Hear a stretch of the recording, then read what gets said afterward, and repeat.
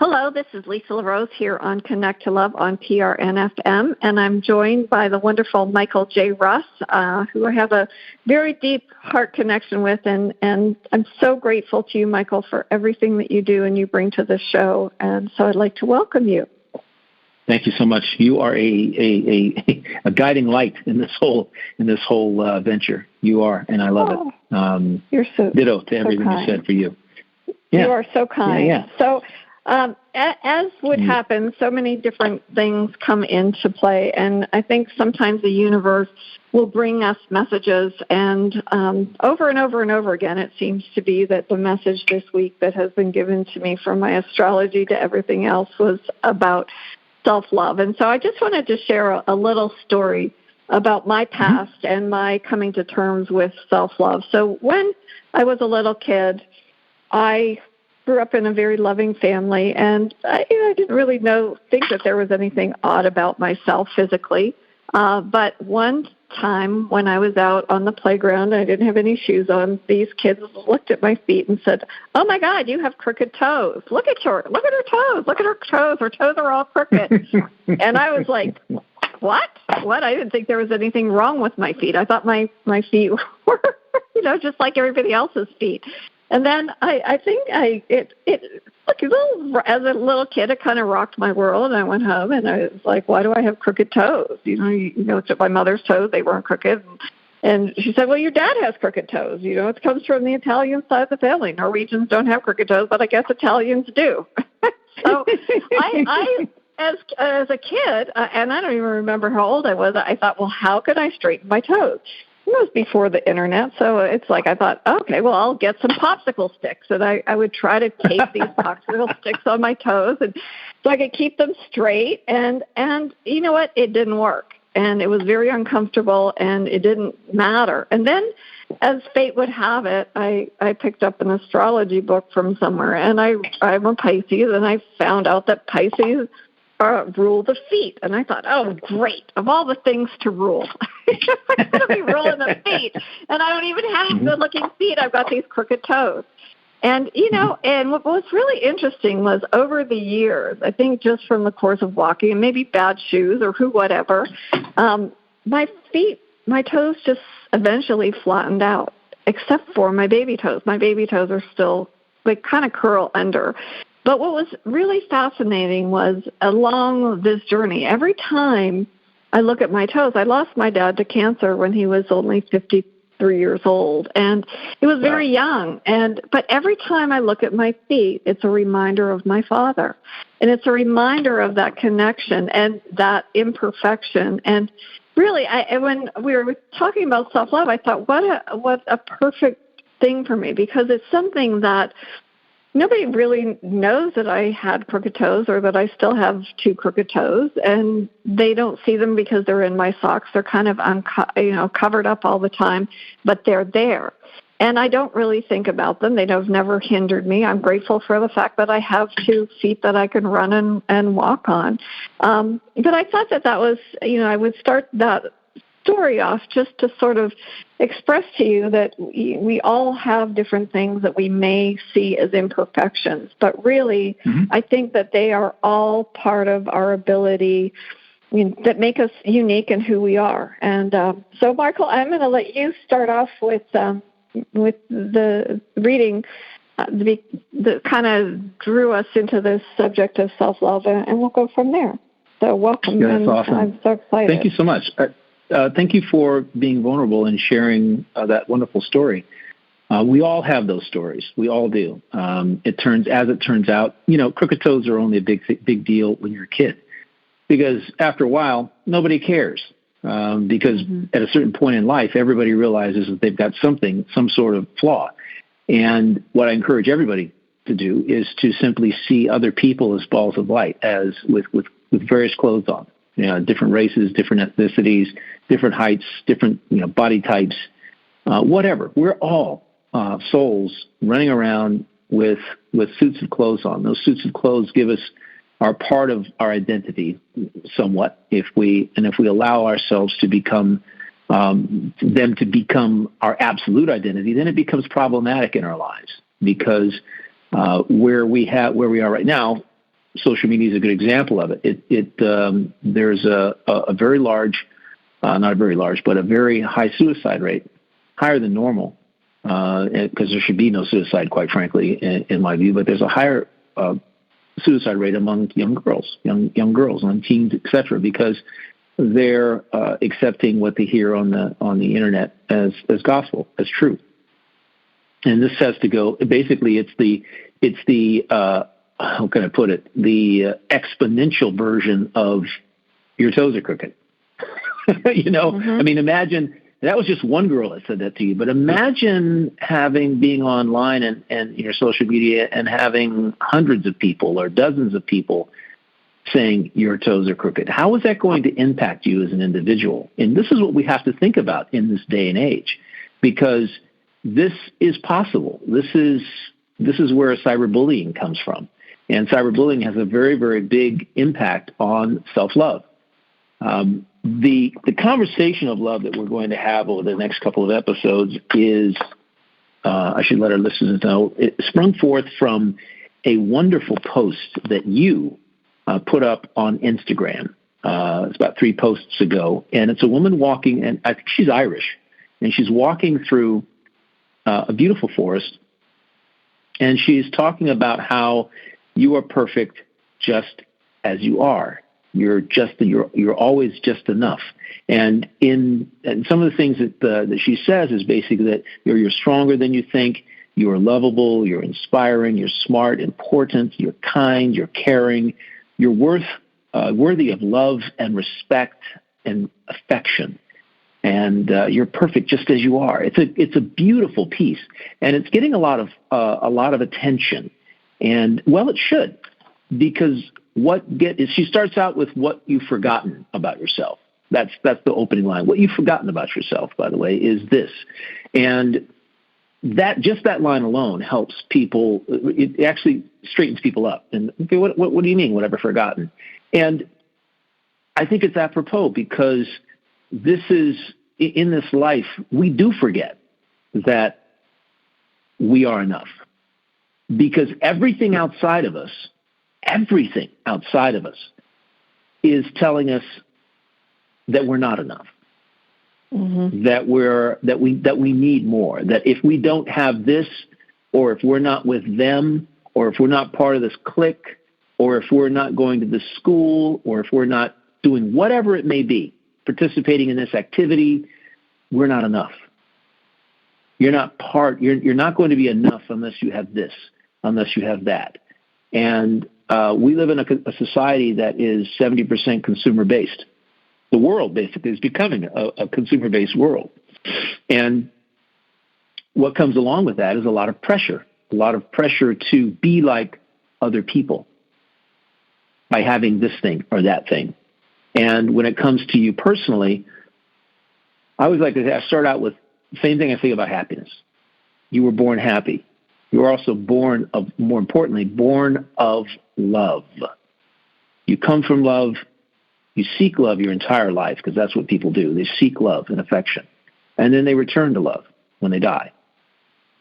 People who've I've spoken with who have had near-death experiences, the most profound thing that they say is that they experienced a depth of love they had never in their life experienced. A depth of love.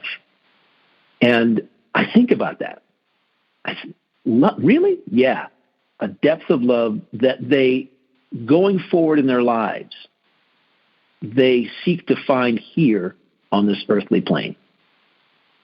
It is a profound thing. Some become artists and express their love through art. I met a gentleman in Sacramento who was like that. He had a near-death experience, and that's what he told me. And his art was very emblematic of the love. He tried to continue to recreate what he felt, and in his artwork, and it was beautiful. And of course, art is in the eye of the beholder. However, it came from a place of love. But we come from love. When you're born, you are loving of yourself and of life. And I've always said that if you're 44 or 64 or 80 years old or 25, doesn't make any difference, and you don't love yourself unconditionally, it's because you have learned not to love yourself by accepting what other people have said, by letting your outer world, as I like to say, dictate to you how you should feel about yourself and what you're capable of. And in my view, we don't put enough emphasis on self-love, not from the beginning of when we go into school. In my view, who knows how to parent? I mean, come on, there's no instruction book. Sometimes, it's a luck of the draw as to sometimes whether you get parents who infuse this into your mind. And I know my mother didn't necessarily say those words specifically, that you are enough. However, I could sense from every fiber of her being and every action that was what she was saying, that I am enough.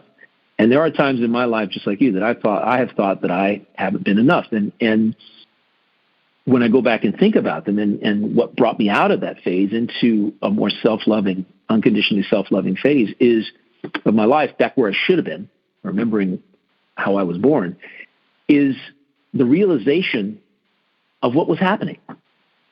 So in my view, hopefully for our listeners, this show will be a remembrance, will serve as a remembrance for them that, listen, the weight of the outer world can be incredibly heavy. And when you're sitting home alone, it's easy to think that you're not loved, that somebody doesn't love you. We'll get around to the outer love in an episode or two later. What we're going to cover in this episode, and perhaps the next episode, because this is a really deep subject, is self-love, unconditionally loving yourself. And the reason is because, as Lisa will tell you, a wonderful audience, outer love coming to you is a function of the love you give to yourself, that you put out. You have to give to get.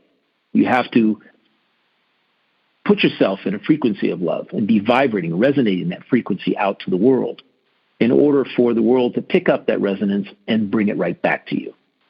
And that's really the way it works. It always works like that. And there are a lot of things that get in the way. One of them is what that girl told you, which was flat out awesome example of a thought virus.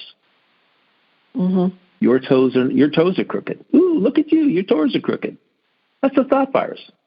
If the way she said it, the way it was said to you, and if you believe that, then you now have taken on the thought virus that will impact the way you feel about yourself going forward. And that feeling is not positive. It's not positive. I'm sorry. It's just, if you accept it, that's what happens. And this is the subtlety of thought viruses. And they compound over your lifetime. And it's very, very important to, when you think a certain way about yourself, a way that's negative, if you don't think you're enough, if you think you've got something wrong with you or whatever, it's a good idea to sit down and kind of ask yourself, where did that come from? Did somebody say that to me? Because I have a friend who doesn't feel good about himself, and he's flat out told me in conversations things that his mother and that his father-in-law and that his uncle have told him. And each and every one of them is a thought virus. You're not enough. You need to do this. You need to do that. You're never going to be this way. You're not going to be that way. You'll never succeed if you do it that way. But if you do it, I'm going, hey, who knows? Only you know what you're capable of. Only you know what success means to you. Your idea of success may not be what somebody else's idea of success is. So we always have to start at the beginning of how can we get back to loving ourselves unconditionally. And this is where I would instruct our listeners to jump onto our podcast, Connect to Love, and go back a few episodes, because I'm going to touch on something now, but we have a full episode about it, which is the act of forgiveness. All these things have built, all these thoughts we've had about ourselves, thought viruses we've accepted as truth, which they aren't. You're a perfect being. You were born a perfect being. You're going to die a perfect being. In our society, perfection is in the eye of the beholder, and you are the beholder, not somebody else. You're the one who's deciding how you feel, what you think, how you look, and whether how you look is enough. So we have to basically flush all the negativity that's ever been said about us outside, because it's not true. And so the best way to do that is to flush it out with something we talked about a few shows ago called the prayer of forgiveness, which is ho'oponopono. Ho'oponopono, right? So why don't you, I'm going to let you stop talking for a moment and let you give our audience the ho'oponopono. That was from Dr. Len Kalyapala. Right. It was a form of cleaning, is the way that Dr. Len Q referred to it as, and it was very simple words. Forgive me, I'm sorry, thank you, I love you. And the love, I think, is one of the biggest components of that. And he said it over and over and over again until he was able to heal a whole ward of patients in a mental institution. Awesome. Now, here's the thing. How do we use it individually for ourselves? And this is my suggestion. Whenever you have a thought about yourself that is not totally positive, in alignment with unconditional love of yourself and what you're capable of, you say, I'm sorry, please forgive me, I love you, I thank you. That's what you say. And you repeat it over and over again until that thought that you initially had has been flushed out. You got to believe the words, obviously. Just keep saying them. And it's interesting because sometimes when I have a thought or two about my past that comes up, something I've done in the past, some mistake I made, some failure that came up all of a sudden, I will say, I'll just simply stop thinking about the thought. I'll just change it to I'm sorry, please forgive me, I love you, I thank you. And I'll say that for the next 10, 15 minutes during my walk. You can say it during a meditation. You can say it during any time when you're by yourself and you have these, when you're not feeling good about yourself. This is the thing to do. It does. It means technically in Hawaiian, in Polynesian, make it, that's ho'o. Pono is right. Make it right. That's the flush. That is, to me, it's the most powerful mechanism. And there was this wonderful Asian actress who plays in a lot of martial arts movies, and they did an expose about her 2 weekends ago. And this is the first thing she does when she gets up. She sits at the end of the bed and she says this: I love you. Please forgive me. I mean, no, apologies. I'm sorry. Please forgive me. I love you. I thank you. And she said she does it in order to flush out, in order to forgive herself for anything the previous day that she might have done that she could possibly get down on herself for. Maybe that thing wasn't right. Maybe a scene she shot could have been better. She made a mistake in it and whatever. There's little things that we do. There are misfortunate things that happen, unfortunate things that happen to us that we are a part of. And sovereignty is about taking responsibility for yourself and your actions and everything that goes into your mind, body, and what impacts your spirit. That's what sovereignty is. So in saying this ho'oponopono prayer of forgiveness, these 4 lines give you the ability. The word I'm thinking of isn't coming to my head at this particular point, but the It'll come to me. The ability to disconnect from those things that you've thought about in the past, or things you've done, things you've thought about yourself. Because, again, none of them are true. None of you. It's your ability to flush them out.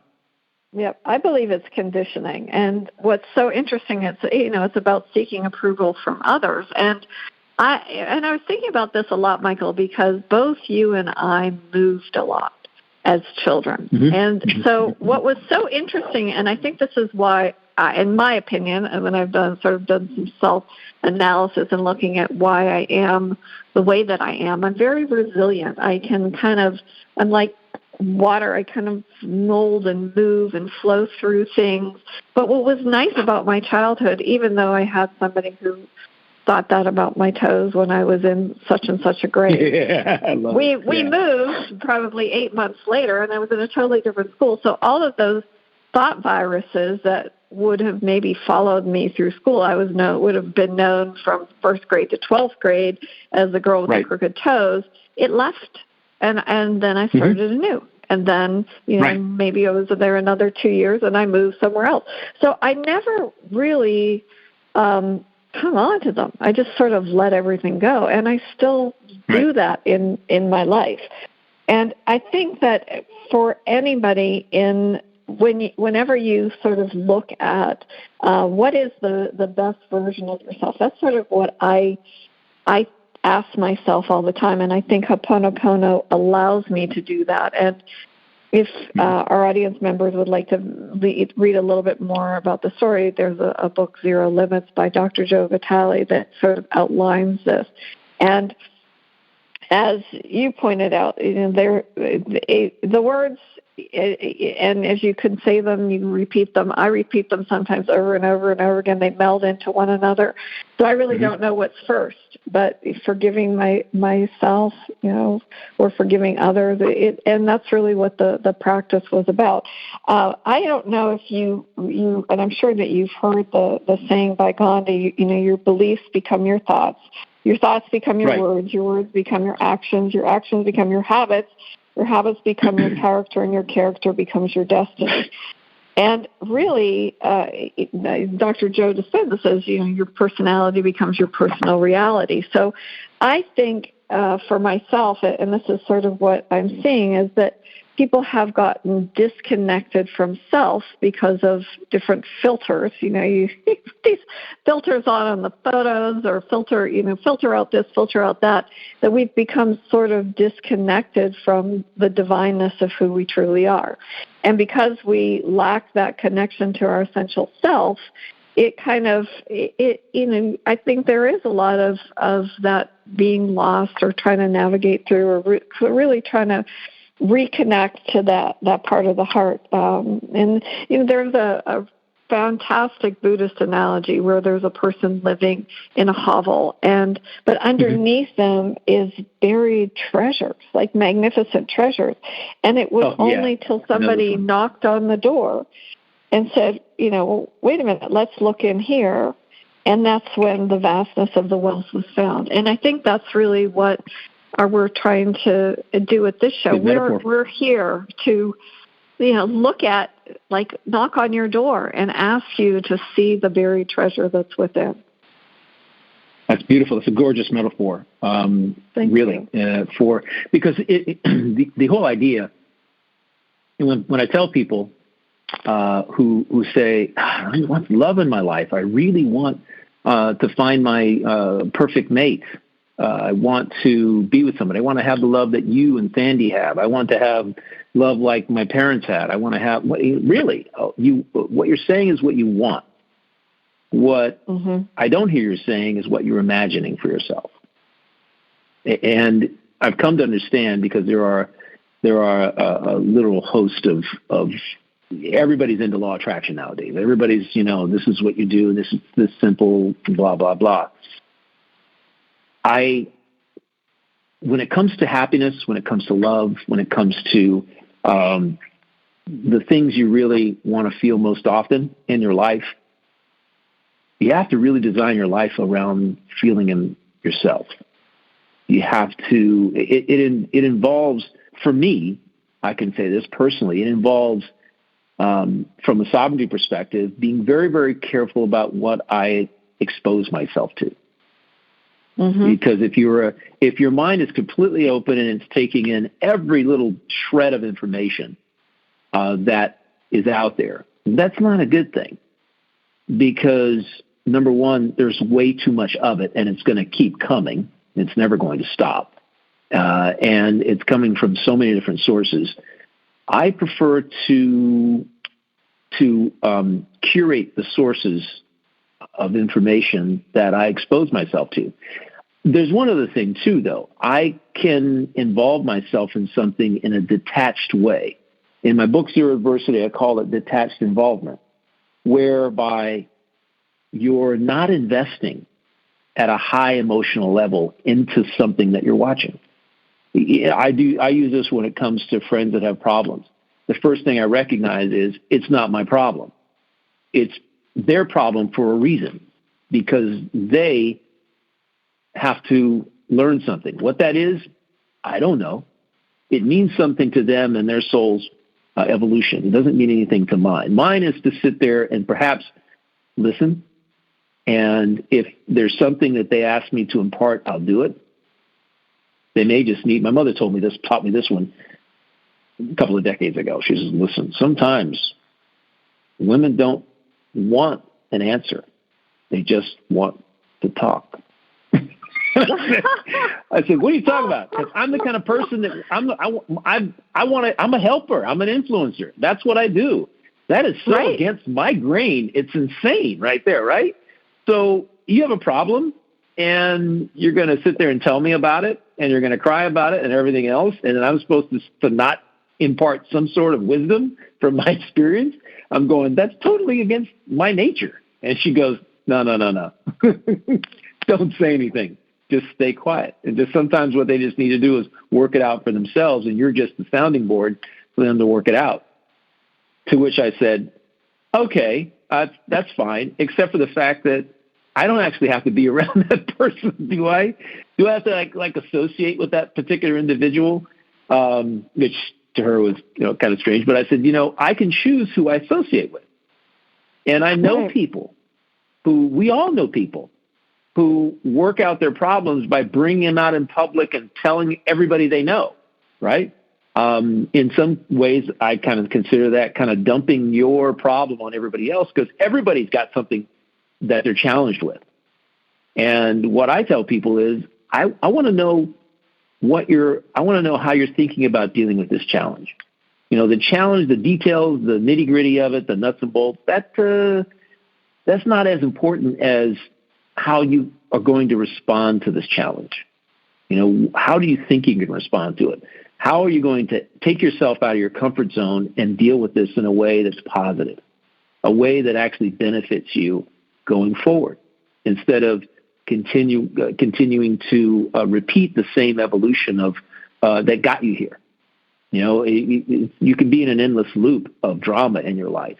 And how are you going to exit that loop? That's for you. I don't want to hear. And I'm listening to the inner conversation that's saying, this is hard, this is difficult, this is tough, it's impossible, I'll never do this, it'll never happen. And I'm like, my gosh, how many barriers are you going to put up in front of yourself?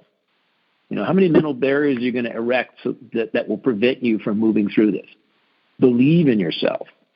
You can move through this in a positive way. You just need to know how. And sometimes I'll simply say, read this book. And if they decide to read the book, they read the book. And if they don't, that's out of my control.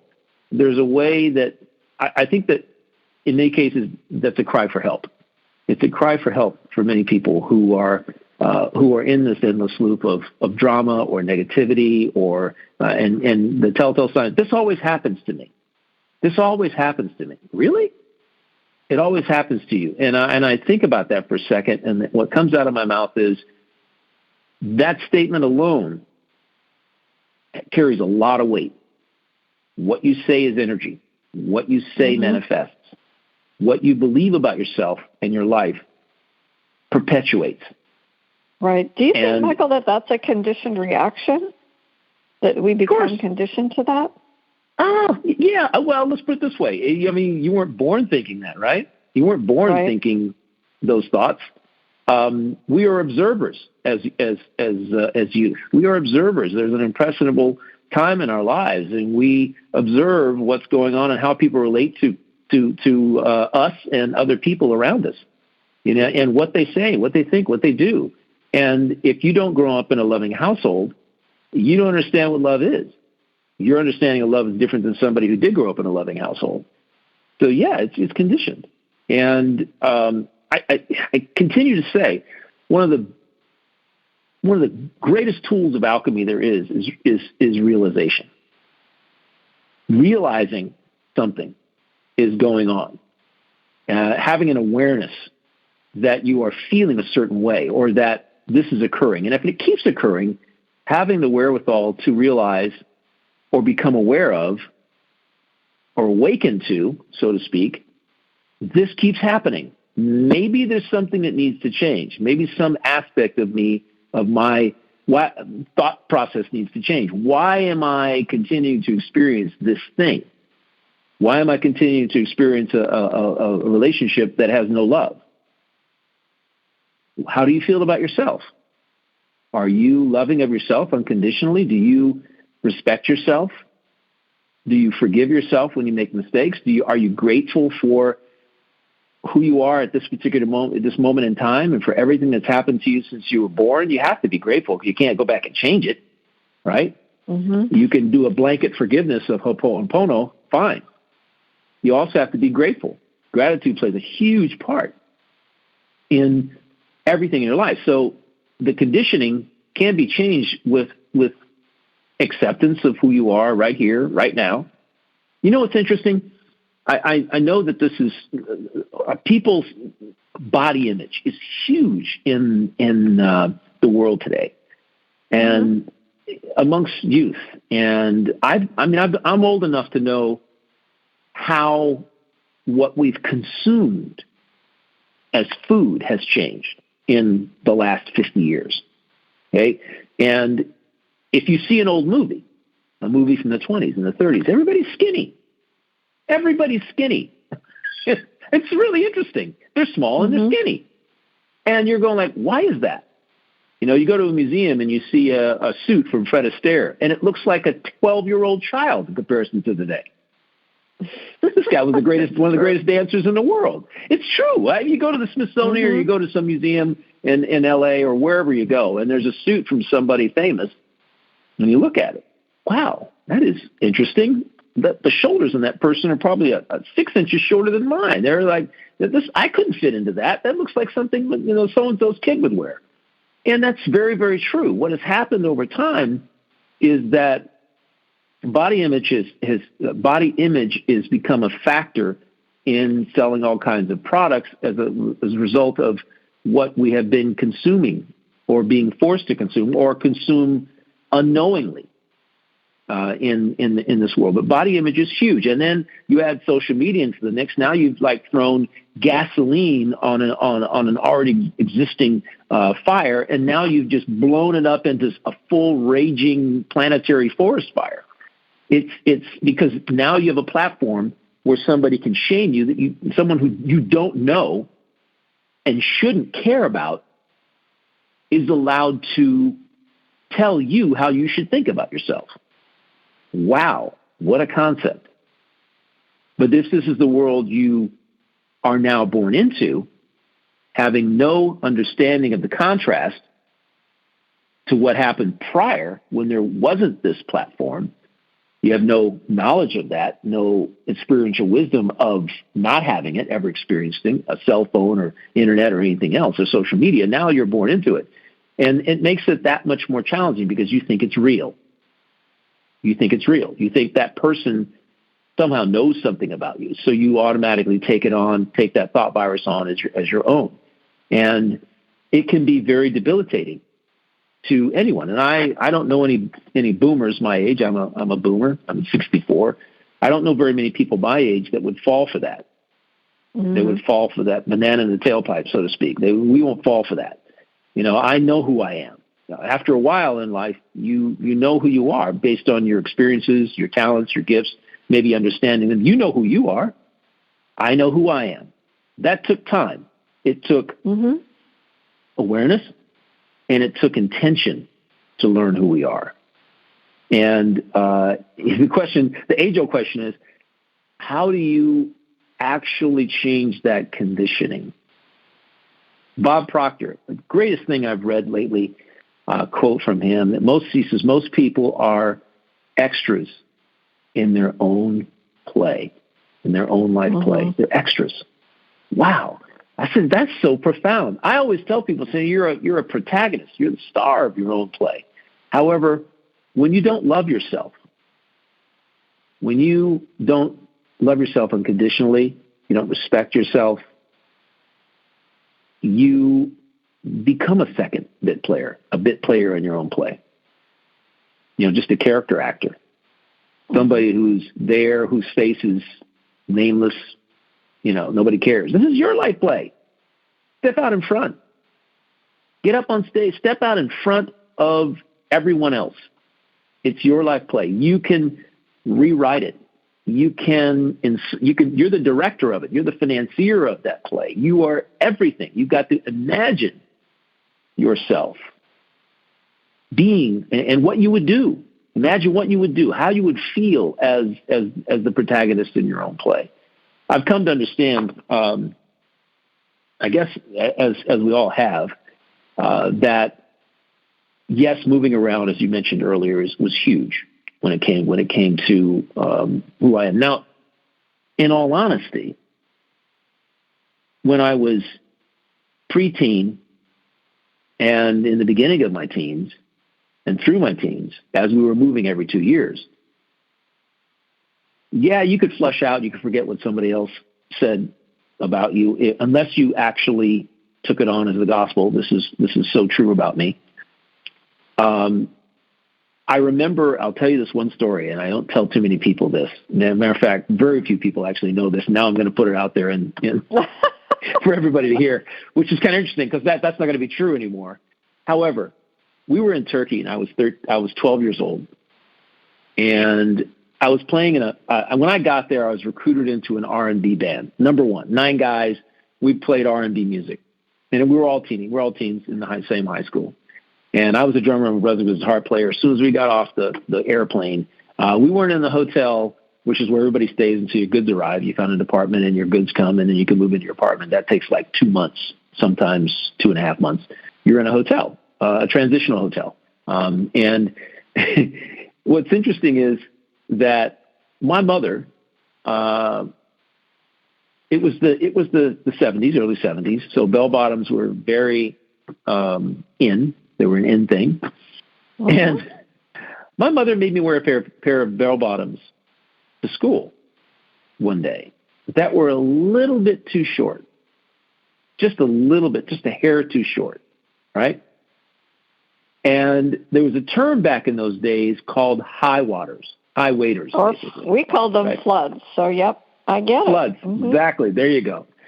So first thing that happened is that I got to school, and the leader of the band looks at me, and he starts laughing, and he goes, "What's up, Noah?" And I said, "What?" He goes, "What's up, Noah?" And I said, "What are you talking about?" He says, "Man, you're wearing those floods. You're wearing those high waters. Your nickname is now going to be Noah." I swear to Buddha, basically until I left, my nickname was Noah. Because of that one incident. I didn't want to wear the pants at school. However, what I discovered, number one, I was embarrassed for a while. Then I said to myself, wait a minute. The best way to not have this thing be a thing is to not elevate it by acting negative when it's said to me. Because, the thing about somebody, calling you a nickname or calling you a name or whatever is your reaction to it. Because I understood at that particular point, I realized that the energy I put into it is what was going to keep coming back to me. So I stopped putting energy into it, and I just accepted it.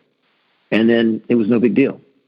And then after a few months, a year, new people would come in, people would psych in. Nobody understood why my name was Noah. Nobody knew. Nobody understood the story. And it never got repeated again. So it's like interesting. Yeah, it's interesting. And this is a good lesson for many of our listeners when you're dealing with your kids and somebody says something. The energy that you dedicate, the negative energy you dedicate to whatever it was that was said or did, it's a boomerang. It comes right back to you. It comes back to you. It keeps coming back to you. As long as you keep pushing, it'll keep pushing back. And when you decide to simply accept it as a part of, okay, this is said, it's what they believe, it's not what I believe. However, I'm not going to put any more gasoline on this fire. I'm not going to keep the fire burning. I'm going to let it go out. And you just move on. And people just forget. They forget. And it's great, Michael, that as a young man, that you had that awareness to actually raise, you weren't conscious that you were actually raising your vibration from one of shame to really one of love. And you're just like, hey, no longer, you know what, I love this.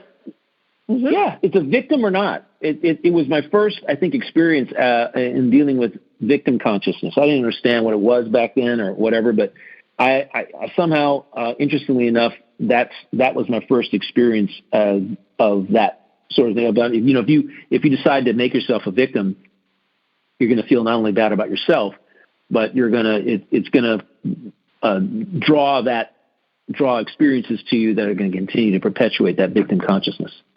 Mm-hmm. Absolutely. So, yeah, definitely. Absolutely. And I love that story because it truly is. And if you think about Noah, actually he was the savior of a lot of the creatures that are on this earth. So it could have been, it was a positive nickname, really.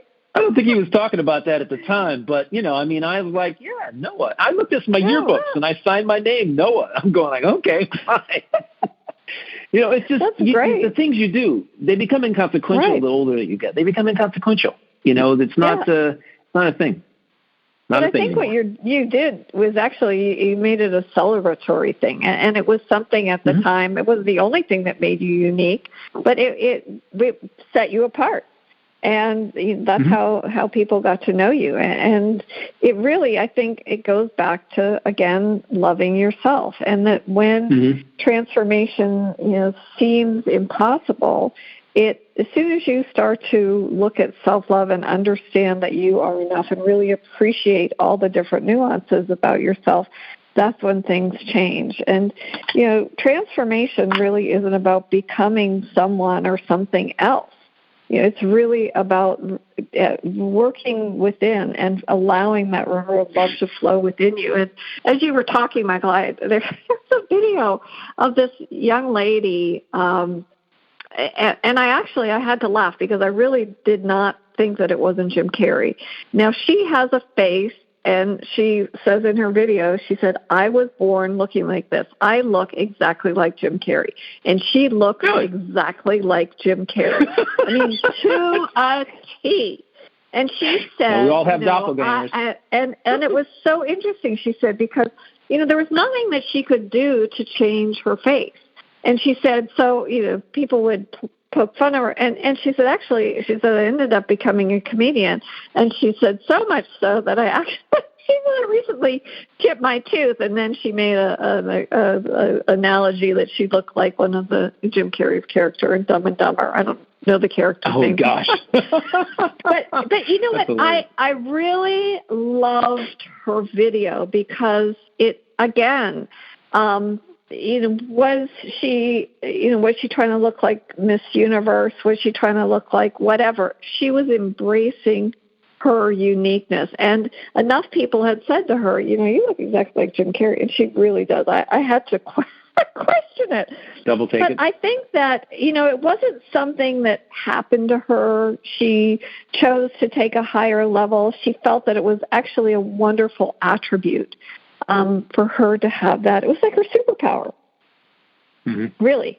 And she didn't see it as something that needed fixing. She didn't go to the plastic surgeon and say, oh, can you do something so I don't look like this? Not that there's anything wrong with plastic surgery. If that's what you feel you need to have a better self-confidence in whatever you do, that's fine.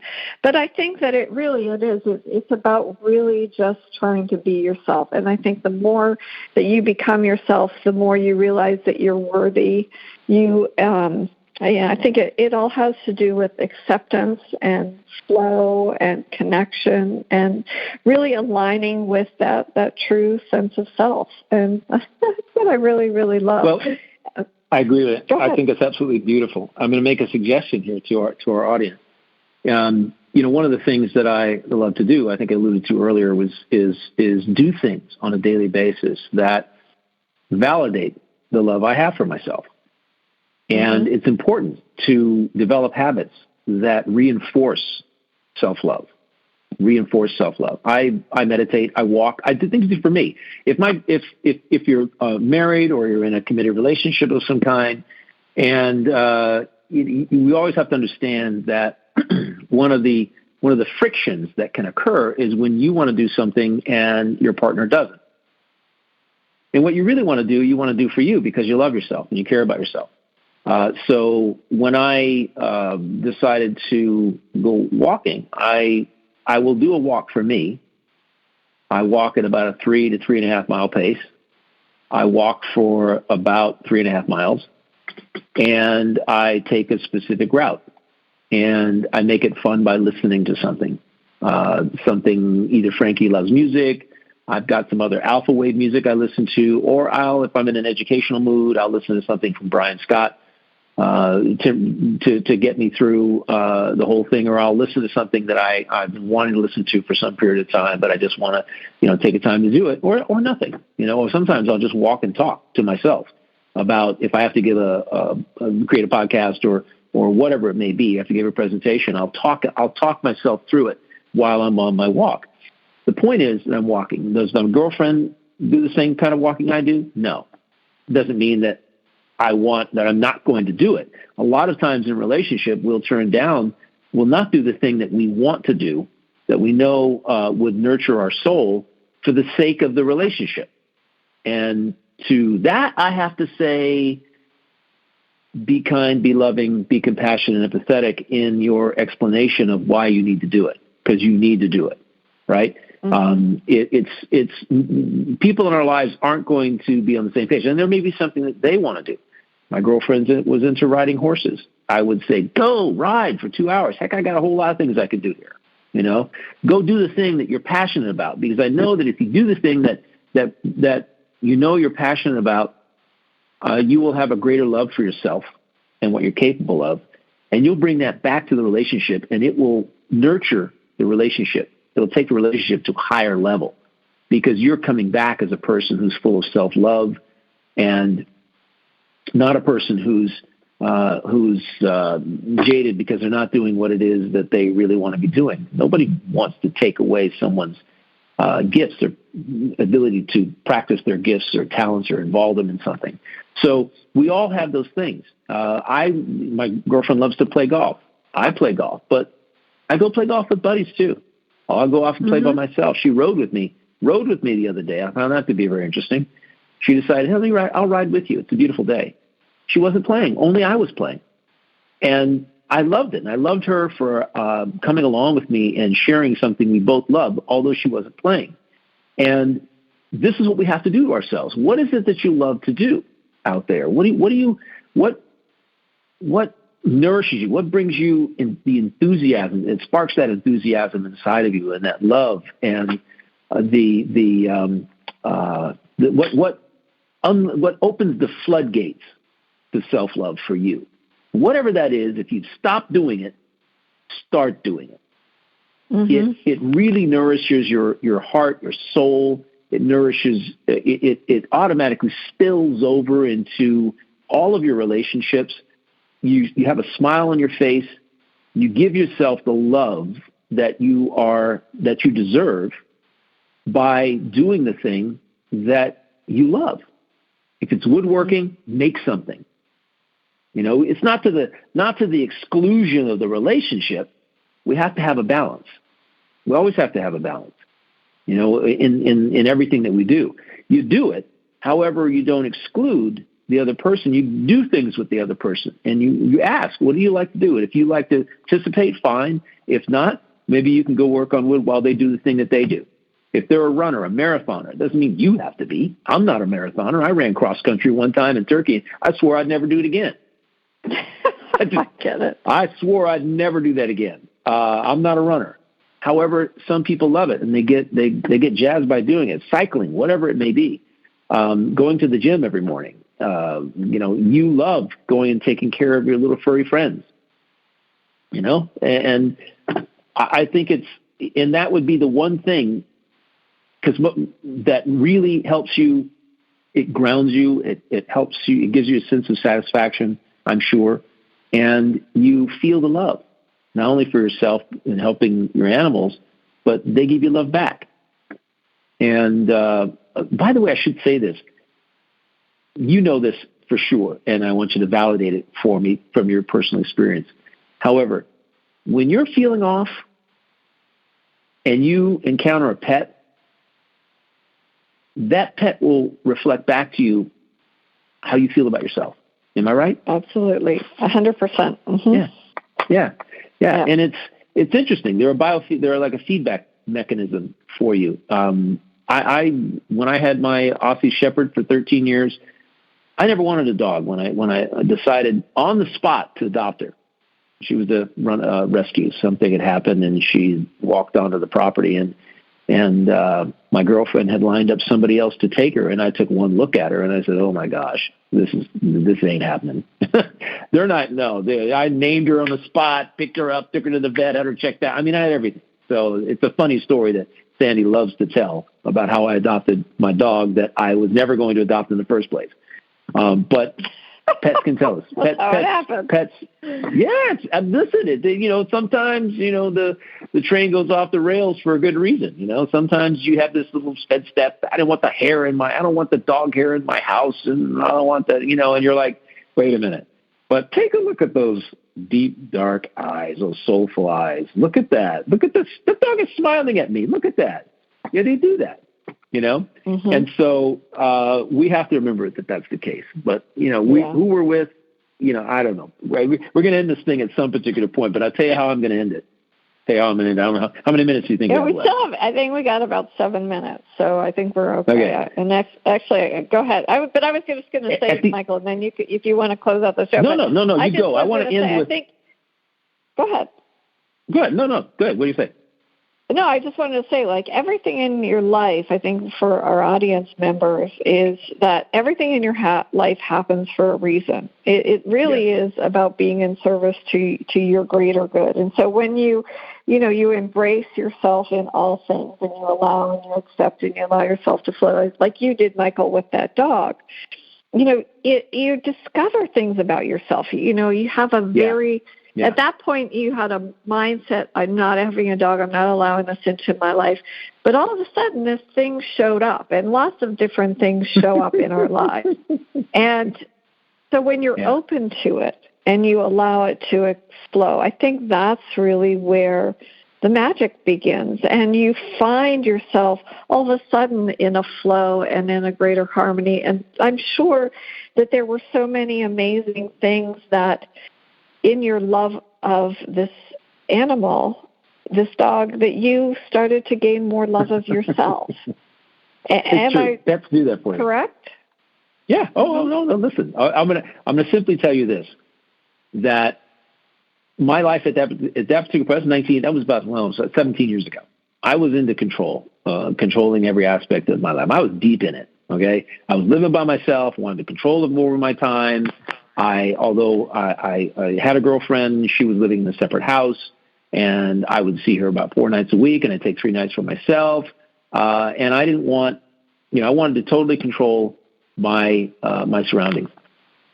And when I decided to adopt this dog, the one thing that the dog did was soften all that. I had to give up control. The first thing she did was come to my house and poop and pee right in the middle of the living room. Right? So never did it again. Never did it again. Okay. But, and I hugged her and I said, you're home now. You're safe. We're going to have a great time. I'll just take care of this. And, it's no big deal. And, why it happens, some people say, oh, she's marking her territory. She was marking her territory. I don't know what it is. It doesn't matter. You can label it one thing or another. However, it became a very loving relationship between the two of us, to the point where I would sit down at the dinner table and she would lay down after I ate. She would lay down next to me, on the floor next to me. And if I put my hand over the side of the chair, she would put her paw in it. And I would massage her pad. And I was just doing whatever. If we were watching television or catching a movie or whatever, she'd lay down next to me and she'd give me her paw. And I would do that. And fondest memory I have of her is that I said, Sandy, watch this, and I'd let go of her paw, and she put it right back in my hand. Oh, and there's such a gift, and she softened the heck out of me over the next 13 years. I just basically gave up a lot of control. It was a metaphor. She was in my life for a reason, and pets, in my view, are in your life for a reason. And you don't know what that reason is. And when it comes to love, they're going to, as I said, reflect back to you what you give to them. And they can help you open up when it comes to real humans, to loving yourself. They can help you by being a mechanism for feedback. They can help you understand when you're sharp and when you're not, when you're a bit off. And it's a beautiful symbiotic relationship from that standpoint. And I know I'm speaking to the choir with you. You've got some wonderful animals. Yeah, but I'm really grateful that you shared that about even the control and how we recognize you didn't beat yourself up about that. You evolved, and you had enough self-love to recognize that, okay, these were some things that, perhaps it was you were allowing yourself even to open your heart greater than what it was. And I think that's really where the divine perfection in everything that happens. We don't always see the wisdom. Would I have liked to have had my father all of these years? Absolutely. Oh, yeah.